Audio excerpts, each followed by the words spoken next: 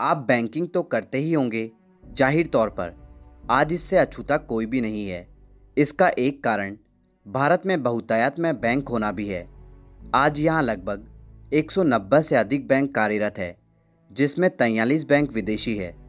इन सब के बावजूद क्या आप जानते हैं कि भारत का सबसे बड़ा बैंक कौन सा है?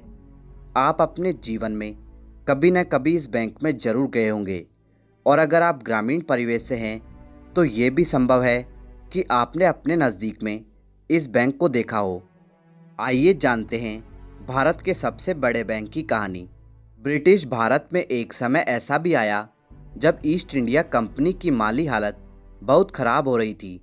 वो मराठा और मैसूर सल्तनत से लड़ाई में लगभग कंगाली की अवस्था में आ गई। अब आगे युद्ध लड़ने और अन्य ज़रूरतों के लिए पैसों की सख्त ज़रूरत थी। ब्रिटिश भारत में एक समय तक कलकत्ता सबसे बड़ा व्यापारिक केंद्र हुआ करता था। वहीं यूरोप के व्यापारी भारत से माल की सप्लाई लंदन किया करते थे, और भारतीय लोगों को धंधों के लिए पूंजी की ज़रूरत थी। ऐसे में ईस्ट इंडिया कंपनी ने यूरोप के व्यापारियों और भारत के कुछ अमीर लोगों की ज़रूरतों का ख्याल रखते हुए 2 जून 1806 ईस्वी को बैंक ऑफ कलकत्ता की स्थापना की गई। ये ब्रिटिश भारत का बंगाल सरकार के साथ पहला संयुक्त बैंक था। अपनी स्थापना के 3 साल बाद ही बैंक ऑफ कलकत्ता का नाम बदलकर बैंक ऑफ बंगाल कर दिया गया। इस प्रकार से भारत में आधुनिक बैंकिंग की शुरुआत बैंक ऑफ कलकत्ता के साथ शुरू मानी जाती है। इसी तरह बॉम्बे प्रेसिडेंसी में व्यापारिक गतिविधियों में जान फूंकने के लिए 15 अप्रैल 1840 को बैंक ऑफ बॉम्बे की स्थापना की गई, तो मद्रास प्रेसिडेंसी के लिए 1 जुलाई 1843 को बैंक ऑफ मद्रास खोला गया। ये तीनों बैंक रॉयल चार्टर द्वारा संचालित थे और तीनों को अपने अधिकार क्षेत्र में नोट जारी करने का अधिकार था। हालांकि ब्रिटिश सरकार ने 1861 में पेपर करेंसी एक्ट पास करके इन बैंकों से नोट जारी करने का अधिकार छीन लिए, और 1862 में इससे संबंधित सारे अधिकार तत्कालीन भारत सरकार को सौंप दिए गए। बैंक ऑफ कलकत्ता का कार्य क्षेत्र बर्मा, संयुक्त प्रांत, मध्य प्रांत, पंजाब, दिल्ली, हैदराबाद और आधुनिक बंगाल के साथ ओडिशा, बिहार और वर्तमान पाकिस्तान तक था। ब्रिटिश भारत की ज़्यादातर आबादी इसी क्षेत्र में निवास करती थी। वहीं बैंक ऑफ बॉम्बे का कार्य क्षेत्र बम्बई प्रेसिडेंसी के साथ सिंध, इंदौर और बैरार तक था, तथा बैंक ऑफ मद्रास का कार्य क्षेत्र मैसूर व मद्रास प्रेसिडेंसी तक सीमित था। इनके बोर्ड ऑफ डायरेक्टर में ज़्यादातर भारतीय और यूरोप के लोग निदेशक थे, बाकी सरकार द्वारा नामित थे। ये बैंक मात्र 1 लाख रुपए तक का ही लोन दे सकते थे। सन 1876 तक इन बैंकों ने अपनी प्रेसिडेंसी में कई शाखाएं खोली। इस समय तक बैंक ऑफ बंगाल की बंगाल प्रेसिडेंसी में 18, तो वहीं बैंक ऑफ मद्रास और बैंक ऑफ बॉम्बे की 15-15 ब्रांच थी।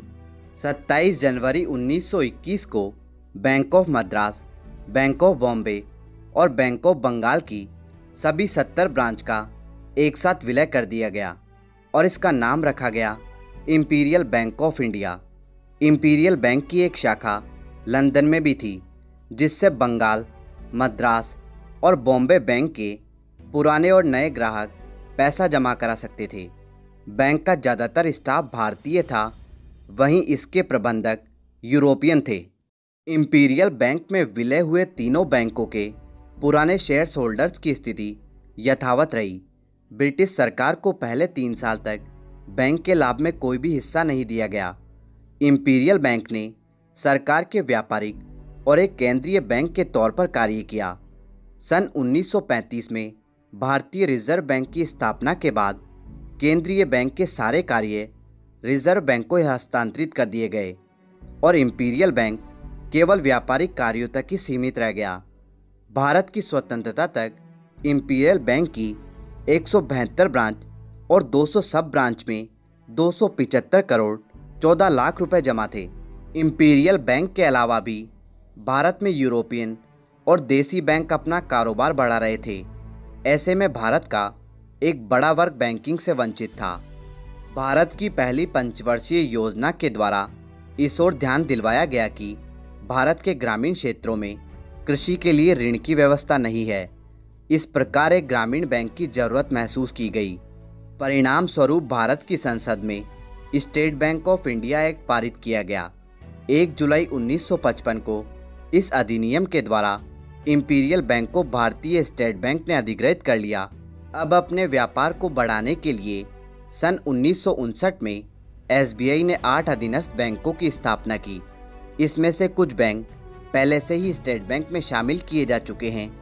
बाकी state bank of Travancore, state bank of Mysore, state bank of Bikaner and Jaipur, state bank of Patiala, state bank of Hyderabad और भारतीय महिला बैंक का 2017 में भारतीय स्टेट बैंक में विलय कर दिया गया। इसी विलय के साथ भारतीय स्टेट बैंक 37 लाख करोड़ की परिसंपत्ति, देश में लगभग 60,000 से ज़्यादा ATM और 24,000 शाखाओं के साथ विश्व के 50 बड़े बैंकों में शामिल हो गया। भारतीय स्टेट बैंक में कर्मचारियों की संख्या 2,70,000 है। वहीं ग्राहकों की संख्या लगभग 50 करोड़ है। भारत के घरेलू बैंकिंग बाजार के 23% हिस्से पर भारतीय स्टेट बैंक का कब्जा है। वहीं 37 देशों में इसके 198 ऑफिस है और 72 देशों तक इसकी सीधी पहुंच है। 2017 की फॉर्च्यून ग्लोबल टॉप 500 कंपनियों की सूची में इसका 217वां स्थान है। इस समय भारतीय स्टेट बैंक में 37 करोड़ बैंक खाते मौजूद है। ये संख्या अमेरिका की जनसंख्या और जापान व जर्मनी की कुल आबादी से भी ज़्यादा है। आपको जानकर हैरानी होगी कि भारतीय स्टेट बैंक भारत का सबसे बड़ा ग्रामीण बैंक भी है। भारतीय स्टेट बैंक की स्थापना का मुख्य उद्देश्य भारतीय अर्थव्यवस्था में कृषि और ग्रामीण क्षेत्रों को मुख्य धारा में लाना भी था। हालांकि भारत की GDP में कृषि क्षेत्र का योगदान लगातार गिर रहा है, जो कि सन 1950 से 51 में कुल GDP का 51.81% था। आज वही 15.11% ही रह गया है। बावजूद इसके सुदूर ग्रामीण क्षेत्रों तक भारतीय स्टेट बैंक अपनी बैंकिंग सेवाएं लगातार पहुंचा रहा है। दोस्तों, आपको स्टेट बैंक ऑफ इंडिया का सफ़र कैसा लगा, कमेंट बॉक्स में अवश्य बताएं। साथ ही अपने पसंदीदा बैंक का नाम भी हमारे साथ ज़रूर शेयर करें। धन्यवाद दोस्तों, इसी तरह के इंटरेस्टिंग और इन्फॉर्मेटिव वीडियो देखने के लिए हमारे YouTube channel the historic Bharat को अभी सब्सक्राइब करें और बेल आइकन का बटन दबा दें, जिससे आपको हमारे लेटेस्ट वीडियो सबसे पहले मिल सके। धन्यवाद दोस्तों।